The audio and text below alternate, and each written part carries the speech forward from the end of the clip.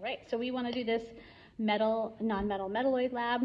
You should have already done the pre-lab, which has you look at the periodic table to decide in advance if your elements are metals, non-metals, or metalloids based on, remember to look at that red staircase. All right, so the first thing that we're going to do is just look at each element. So I've got aluminum. All right, and make sure you write a description. You can always pause it. Copper. But make sure you're writing a description that says more than just say shiny, because we want to explain like the differences between these two. And then I have silicon. Let's take this little guy out. So here's silicon. It's got some, well, I'm going to let you come up with your own description, but here's what it looks like. All right.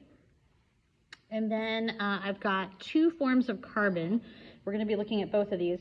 I've got charcoal and graphite. And actually, I have also diamond, which is another form of carbon. But we're going to just be testing these two, the graphite and the charcoal. And then I've got some sulfur. All right, let's open up my sulfur. Sulfur's a little bit stinky, but we'll look at it anyway. So see, it's like that. All right. Okay, so we got our looks. Now we're going to use our multimeter here. A lot of people have these in their house for checking if outlets have charge or whatever, but we're going to check if these things conduct electricity by touching these two electrodes. And if the electricity can travel through the element from one to the other, it will make a beep sound like that. All right, so we're just going to test each one of these. I'm going to go in alphabetical order. So aluminum. Here's my aluminum. Make sure you can see that. All right, I heard that noise. So aluminum conducts electricity. Let's see, carbon is next actually. Okay, so here's the charcoal, and absolutely nothing. So you can even look at the multimeter here, and when I touch it, nothing happens. All right, and then here's our graphite. All right, definitely conducting electricity for the graphite. All right, and then let's pull out a piece of sulfur here. Any of them will do. All right, absolutely nothing, right? Okay, cool. And then the next test we're supposed to do is a streak test. So can we draw with it? And the sulfur is, oh, can you actually see it on the desk? When I wiped it on the desk, it came off. Sulfur is hard to see on white because it's so light, but let's try it on some black paper.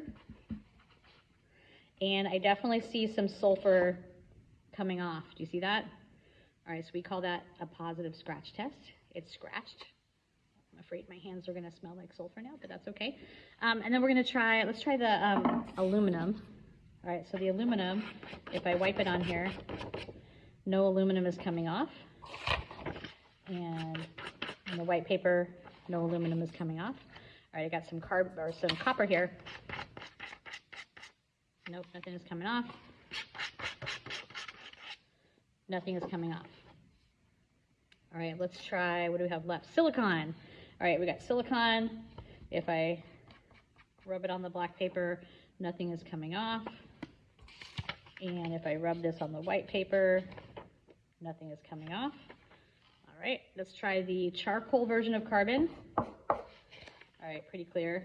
That's a yes. I'm not going to even try the black paper. I already have a yes. And the graphite, I hope so, since this is actually what's in your pencil lead, right? Okay, so those are positive. And then if you are doing this lab because you're absent, we're not going to do the scratch test. It's really hard to see on video, so we'll skip it. But what I am going to do is I'm going to do a mystery element. So I've got this little, it actually was melted, and it has like formed a nice little thing. All right, so for your mystery element, I want you to first do the description. What does it look like? All right, you see what it looks like? All right, and then let's see if it conducts electricity. Oh, it does, interesting, okay. And then let's try our streak test. All right, interesting, it actually does streak. Do you see that right here? It makes a mark. Let's see if it makes a mark on the, ooh, it does on the black paper as well. All right, interesting results.